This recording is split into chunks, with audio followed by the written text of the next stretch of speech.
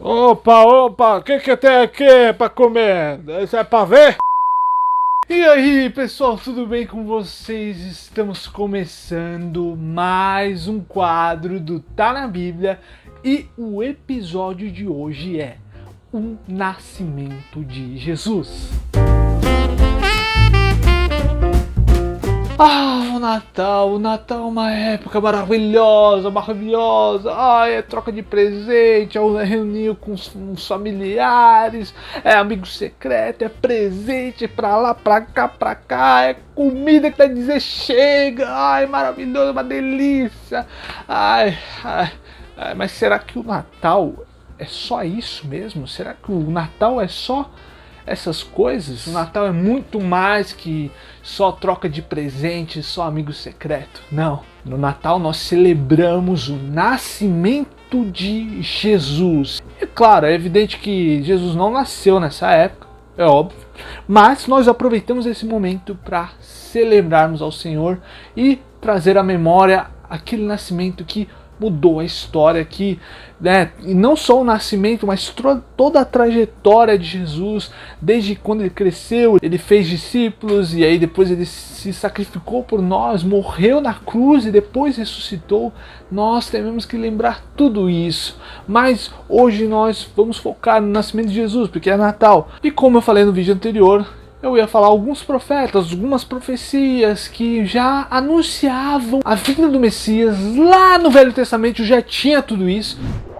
Em Isaías 7,14 tem a seguinte declaração: por isso o Senhor mesmo lhes dará um sinal. A virgem ficará grávida e dará à luz a um filho e o chamará Emanuel. E se a gente for lá para os evangelhos, lá se cumpriu essa profecia de que a virgem daria luz a um menino e chamaria Emanuel, que significa Deus conosco. Deus estava mostrando que aquele filho seria o Redentor, não só o Redentor, mas seria aquele que estaria conosco todos os dias, até a consumação dos séculos. Se você for mais para frente, lá em Isaías 9, versículo 6, já diz: porque um menino nos nasceu, um filho nos foi dado, e o governo está sobre os seus ombros, e ele será chamado Maravilhoso Conselheiro, Deus Poderoso, Pai Eterno e Príncipe da Paz. Olha só, mais uma vez Isaías estava falando sobre o Messias, o nascimento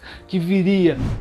Em Mateus 1, fala toda a linhagem até chegar em Jesus. E você vê nomes muito conhecidos, mas um dos principais deles são o de Abraão, que tinha promessa, como eu disse no outro vídeo, que a descendência dele seria abençoada, e a descendência dele que seria de Jesus, os filhos de Deus. Entendeu?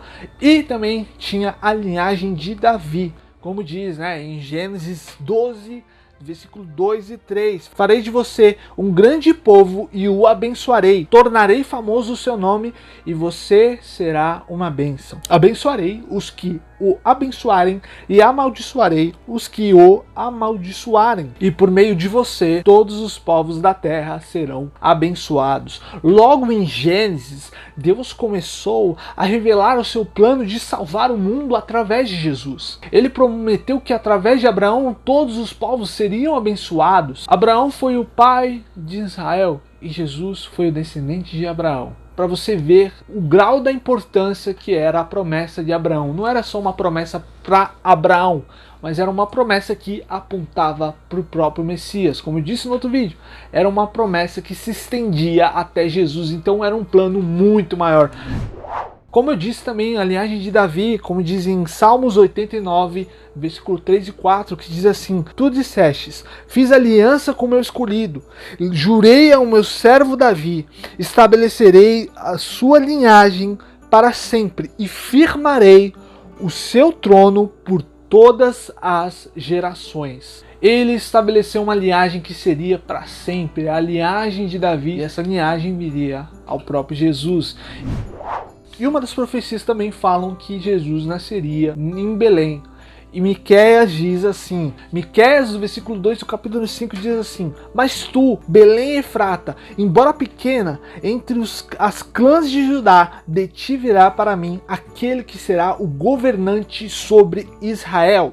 Suas origens estão no passado distante, em tempos antigos. Belém era uma cidade pequena, uma vila pequena, mas era a terra natal de Davi. As coisas se encaixam. Jesus nasceu onde Davi nasceu, mas na verdade, Davi nasceu onde Jesus ia nascer, porque tudo aponta para Jesus. Então, o nascimento de Jesus foi para confirmar que ele não só seria uma linhagem de Davi, não só seria a descendência de Abraão, mas ele viria para mudar a história e quebrar todos os paradigmas, tudo que estava errado no mundo, ele viria para mudar isso.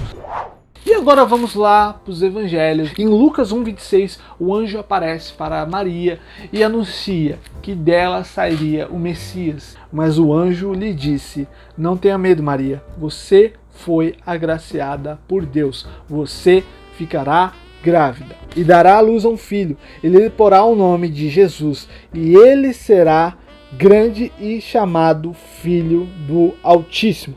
E Maria, ao ouvir isso, não entendeu muito bem. Eu falei, mas como assim? Como isso vai acontecer se eu sou virgem? Como é que eu vou dar luz a um filho? Como é que é possível? E o anjo responde a Maria dizendo: o Espírito Santo virá sobre você e o poder do Altíssimo a cobrirá com a sua sombra. Assim, aquele que há de nascer será chamado Santo, Filho de Deus. Também Isabel, sua parenta, terá um filho na velhice. Aquela que diziam ser estéril já está no seu 6º mês de gestação, pois nada é impossível para Deus. Nada é impossível. Olha só que fantástico, para Deus nada é impossível. Iria nascer um filho, mesmo ela sendo virgem, iria nascer Jesus, porque para Deus não tem lógica. Deus é um Deus do impossível. José, quando ficou sabendo dessa notícia, ele ficou muito, mas muito amargurado. E José estava prometido em casamento com Maria. Então para ele era uma questão de desonra, porque ele se sentia atraído por Maria. Então José se afastou, fugiu de Maria. E aí, para não trazer vergonha para ela, para proteger Maria, ele quis anular o casamento. Ele quis anular para evitar e poupar muitas vezes a vida de Maria. E então o anjo apareceu a José em sonho, dizendo assim: José, filho de Davi, não tema receber Maria como sua esposa, pois o que nela foi gerado procede do Espírito Santo. Ela dará à luz a um filho, e você deverá dar-lhe o nome de Jesus, porque ele salvará o seu povo dos seus pecados. Então ele creu naquilo que o anjo disse para ele, e ele voltou para Maria e cumpriu seu propósito.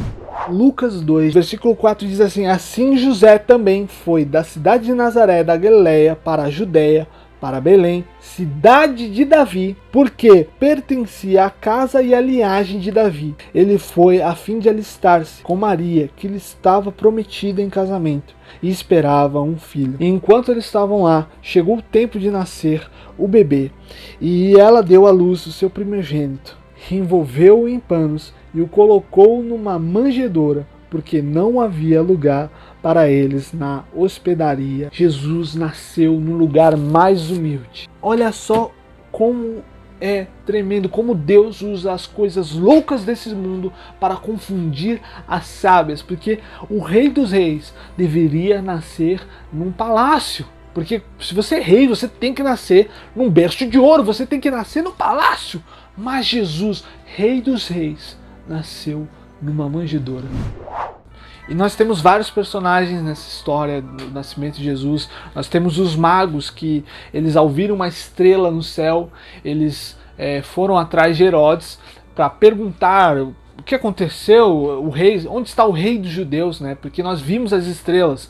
E Herodes, quando ficou sabendo de que nasceria o rei dos judeus, ele ficou com medo. Herodes primeiro mandou que os magos visitassem Jesus e depois voltassem para ele, para falar onde é que está Jesus, para que ele pudesse adorá-lo depois.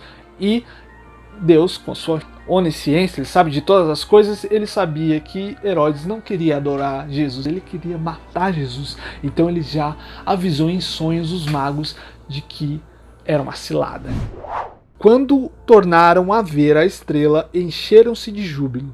E ao entrarem na casa, viram um menino com Maria, sua mãe, e prostrando-se o adoraram. Então abriram seus tesouros e lhe deram presentes: ouro, incenso e mirra.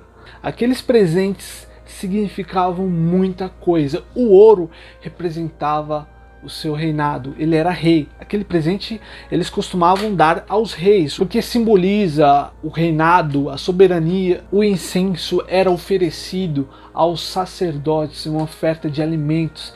Eles ofereciam incenso junto. Então, não só estava mostrando que Jesus era rei, mas Jesus também seria sacerdote. Ele seria o grande sumo sacerdote que viria para mudar tudo, para mudar a história. E a mirra era um óleo amargo, de uma resina vegetal, tinha muito valor também. Como todos os outros presentes eram muito caros, mas a mirra também era associada ao ato de embalsamar o corpo, o sepultamento.